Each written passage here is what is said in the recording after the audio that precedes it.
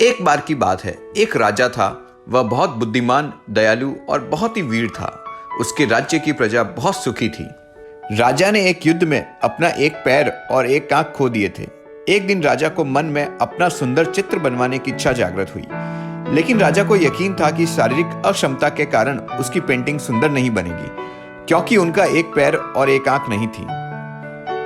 फिर भी उसने अपने और अन्य राज्यों के कई प्रसिद्ध चित्रकारों को दरबार में आमंत्रित किया। उन्होंने उन चित्रकारों को कहा कि वह अपना एक सुंदर चित्र महल में रखना चाहते हैं। कोई भी चित्रकार यदि इस काम को अच्छा अंजाम दे सकता है तो उसे आगे आना चाहिए। उसे चित्र की सुंदरता के आधार पर पुरस्कृत किया जाएगा।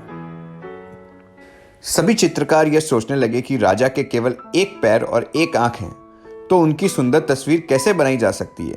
यदि वे उनके चित्र में उन्हें लंगड़ा और एक आंख वाला दिखा दिया तो कदाचित राजा नाराज होकर उन्हें पुरस्कार की जगह उनको फांसी पर भी लटका सकते हैं। फिर क्या था, एक एक करके सभी चित्रकार बहाना बनाने लगे और विनम्रता से राजा को मना कर दिया।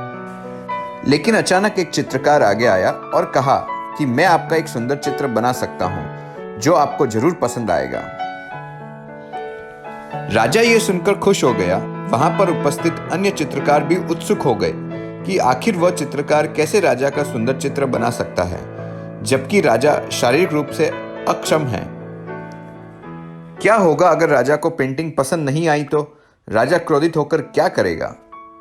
राजा ने उस चित्रकार को अनुमति दी और चित्रकार ने राजा का चित्र बनाना शुरू कर दिया। कुछ दिनों की मेहनत के बाद उसने चित्र तैयार किया।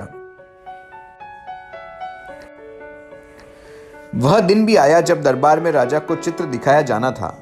जब चित्रकार ने चित्र प्रस्तुत किया तो दरबार में हर कोई राजा समेत आश्चर्यचकित था। राजा ने उस चित्रकार को बहुत बड़े पुरस्कार से सम्मानित किया। जानते हैं उस चित्र में क्या था? उस चित्र में राजा घोड़े पर बैठा था। चित्र में राजा का एक पैर ही दिखाई दे रहा था।